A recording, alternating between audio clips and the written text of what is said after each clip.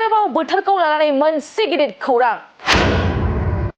गोबां अखा हानायनि जाहोनाव रायजोआव दैबानानि गिख्रंथाव थासारिया बे समाव सोलिगासिनो दं। दैबानाजों गोबां ओनसोलनि लामा दालां आरो सुबुंफोरनि न' बांफ्रा खुरखालांदों। नाथाय बे समावनो फिन आरोबाव बोथोर बिगियाना मोनसे गिदिर खौरां फोसावदों। नंगौ, रायजोआव फिन आरोबाव बोथोर बिगियाना मिरुआ मोनसे सांग्रांथि रादाब फोसावदों। आसाम रायजोनि माखासे जिल्लाफ्राव फिन आरोबाव बोथोर बिगियाना रेड एलार्ट आरो अरेन्ज एलार्ट फोसावदों। रायजोआव बोथोरा जायखिजाया समावनो गाज्रि थासारि जानो हागौ होनना बे समाव बोथोर बिगियाना फोसावदों। क'क्राझार, धुबुरी, चिरां, गवालपारा, बङाइगाव, बजालि आरो डिमा हासाव जिल्लायाव बोथोर बिगियाना रेड एलार्ट फोसावदों। लोगोसे बरपेटा, नलबारि, तामुलपुर, बाक्सा, करिमगंज, काछार, मरिगाव आरो नगाव जिल्लायावबो गोबां बिबांनि अखा हागोन होनना फोरमायदों बोथोर बिगियाना। बेनि अनगायैबो बिश्वनाथ, सोनाब कार्बि आंलं आरो गलाघाट जिल्लाफ्राव अरेन्ज एलार्ट फोसावदों बोथोर बिगियाना। आसामजों लोगोसे आरोबाव गुबुन सा-सानजा रायजोफ्रावबो गोबां बारहुंखा आरो अखा हागोन होनना बे समाव बोथोर बिगियान मिरुआ फोसावदों।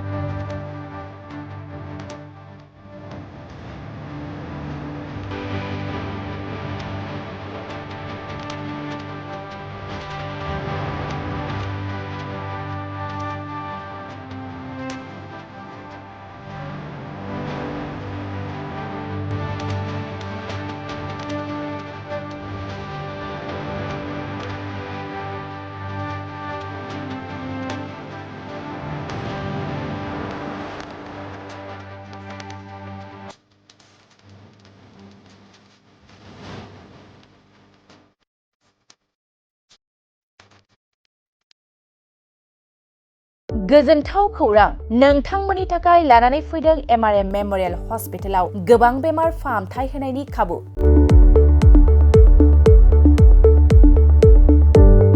बेमारि सुबुंफोरनि थाखाय गोजोनथाव खौरां एमआरएम मेम'रियेल हस्पिटालाव मोजां रोंगौथि गोनां डक्टरफोरजों बेमारि सुबुंफ्रा मोजां फाहामथाय लानो हानाय सुबिदाखौ लानानै फैबाय एमआरएम मेम'रियेल हस्पिटाला।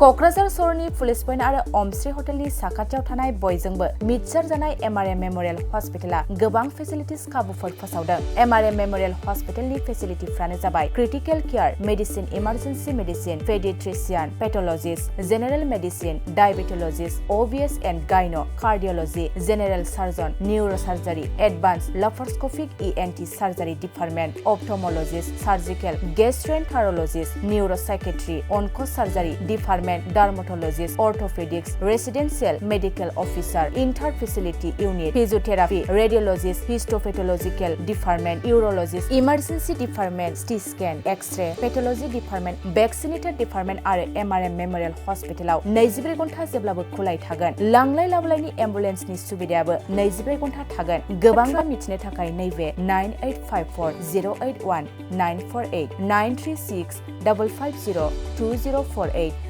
जानबुं नाम्बाराव फन खालामनानै नोंथाङा मिथिनानै लानो हागोन।